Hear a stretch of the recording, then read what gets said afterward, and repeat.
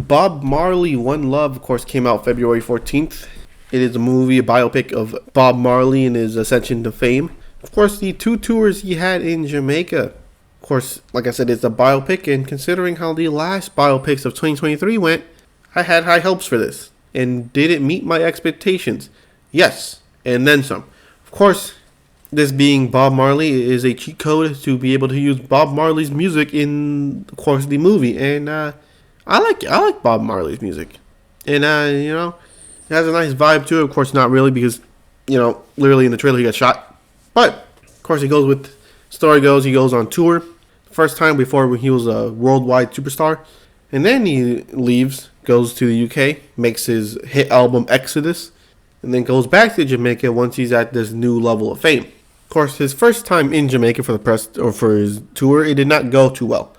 He was out jamming with his friends, his family, his wife, until two gunmen enter the house.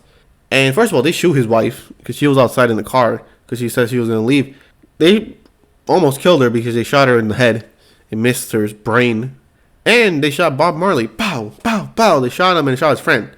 I don't know what happened to his friend. I didn't watch the movie and also research and all that stuff. But Bob Marley got shot, but he's okay. He was walking in the hospital. He was like, oh, damn, what the hell do I do? They're like, oh, man, are you still going to perform? I mean, you literally got shot. And he has to go think about it until this one guy, I would assume it was his manager, was like, hey, if you don't perform, they basically won because they basically repelled the good energy, the good vibes of Bob Marley. So they basically won. So he goes through with the performance. Of course, there are a lot of symbolic messaging, which I am too dumb to understand. So you got to go somewhere else for that. We're currently only talking about movies. Of course, he sees the shooter in the crowd and he's already like, what? But he points the gun at him. He's like, oh, I'm going to get shot again. But the more he sings, the gunman puts his gun away and all that stuff. And, me personally, I don't get it. I mean, it kind of does because in the second time he goes to Jamaica, the gunman enters the house again without the gun and asks for forgiveness. And of course, a lot of the good vibes that Bob Marley does do is because of Jesus, or as they say, Jah. It is basically Christian music, but it's not Christian because it's his own religion.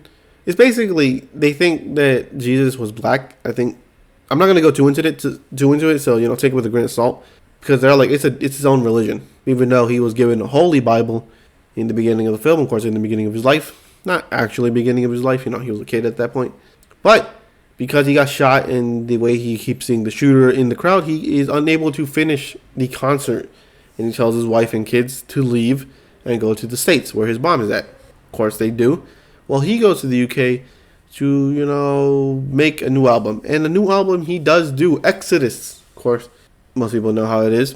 And it sells like hotcakes. And he goes on a world tour, America, Europe, all these other places. But the one place he wants to go back to is Jamaica. Of course, the one thing is, before that, when he was still working on the project, two of the gang leaders of Jamaica who used to fight with each other are like, hey, man, we kind of squashed our beef because of your music. So, if you want to come back to Jamaica and, perform for us again, we will highly appreciate it and we will guarantee your safety. Of course, he goes on tour, and of course, like how most people go, the fame gets to him, and he looks at his wife, talking to a man, and he's jealous, obviously. So he calls her out and says, hey, what's going on? He's like, what do you mean what's going on? I can't talk to a man, but you can go out and have another kid. Obviously, he was unfaithful. And all that stuff, and the hardship, all the celebrating, but behind closed doors and behind people's backs, he broke a lot of trust, basically. He cheated on his wife. But not only that, his manager did some shady dealings, and Bob Marley whooped his ass. He's like, bro, what the hell's wrong with you? What? I told you can't do that stuff without, consulting me first and all that stuff. But he becomes a global superstar. He fixes his issues, obviously. He reads his holy Bible to get an answer. He does. He reforms himself. He becomes a better person. But the one thing they do show, which is nasty, is his toe. It's injured. It's bloody. And it's like, hey, man, you need to get that checked time. Nah.